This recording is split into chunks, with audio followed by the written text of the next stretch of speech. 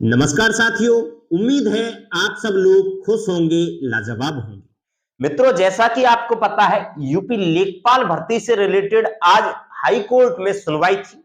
High court का क्या status जारी हुआ है? आखिरकार हाई कोर्ट ने आज की सुनवाई में यूपी लेखपाल वैकेंसी से रिलेटेड क्या अपडेट निकाला है, क्या घोषणा की है, उस अपडेट के बारे में कि आखिरकार हाईकोर्ट का आज का स्टेटस क्या रहा, उस स्टेटस के बारे में इस महत्वपूर्ण वीडियो में आज हम बात करने वाले हैं। और मित्रों, हम बात करेंगे कि आखिरकार किस किस को मिलेंगे कॉमन अंक और कितने कॉमन अंक आपको दिए जाएंगे।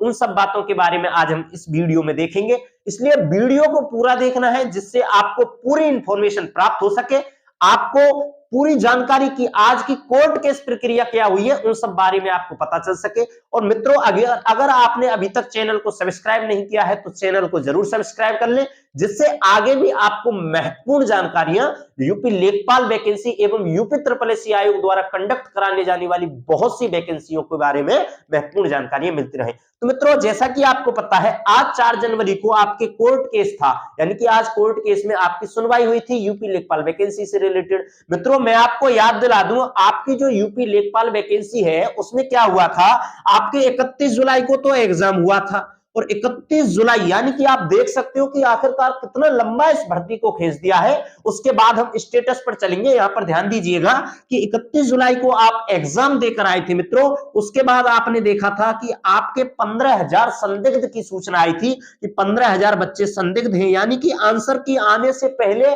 15,000 संदिग्ध पकड़ लिए गए थे मित्रों। उसके बाद आपने देखा कि आंसर की आई और आंसर की में क्या हुआ था मित्रों, आंसर की में बच्चों ने देखा था कि बहुत सारे प्रश्न ऐसे हैं कि जिनके हम उत्तर कुछ लगा के आए थे और आयोग ने उसके उत्तर कुछ दिए हैं। और उसी आंसर की को देखकर जो बच्चे थे वो थोड़े से भड़क गए और कुछ प्रश्नों को लेकर आपके कोर्ट में चले गए थे। हाई कोर्ट में उन्होंने अपील दायर कर दी थी। और दोस्तों, मैं आपको बता देता हूं वह कौन कौन से प्रश्न थे, यह तो आपको पता ही है।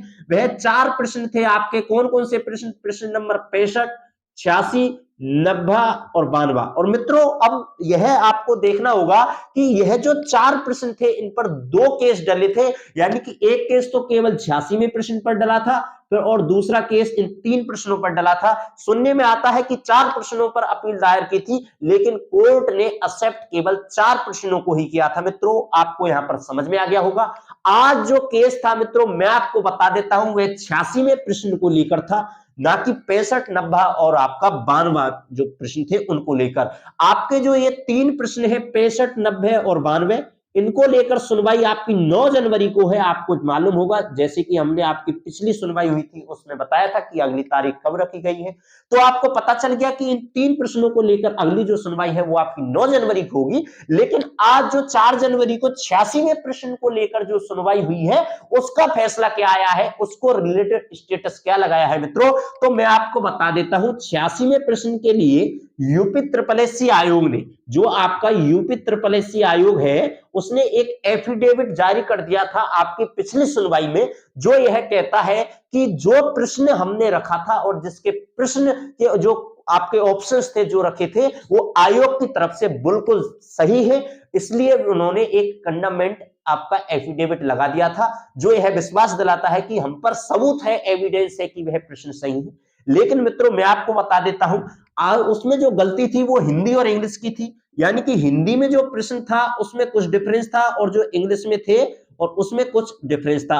लेकिन क्या होता है कि जब भी कोई भी ऐसी क्रिटिकल कंडीशन आती है तो हमेशा यह सुना जाता है कि इंग्लिश में जो प्रश्न है वह सही माना जाएगा। लेकिन दोस्तों, हाई कोर्ट ने जो आज फैसला दिया है वो लगभग बच्चों के पक्ष में जा रहा है।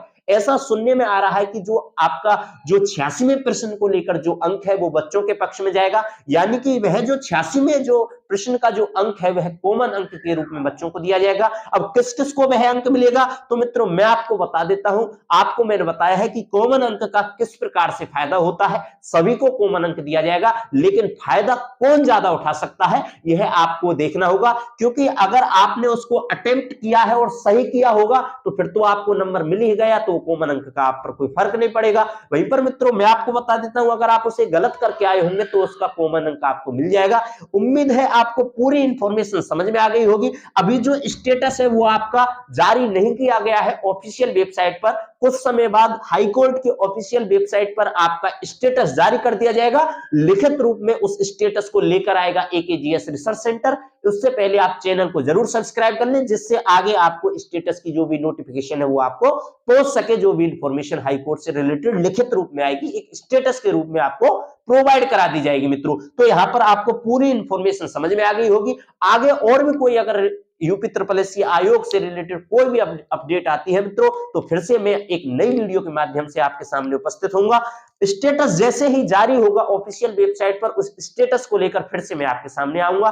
तब तक के लिए आपको यह इंफॉर्मेशन समझ में आ गई होगी। चैनल को सब्सक्राइब नहीं किया है तो चैनल को जरूर सब्सक्राइब कर लें, जिससे आगे भी महत्वपूर्ण अपडेट आपको मिलते रहे। मिलेंगे ऐसी ही एक इंपॉर्टेंट इंफॉर्मेटिव वीडियो के साथ नेक्स्ट वीडियो में। जय हिंद, जय भारत।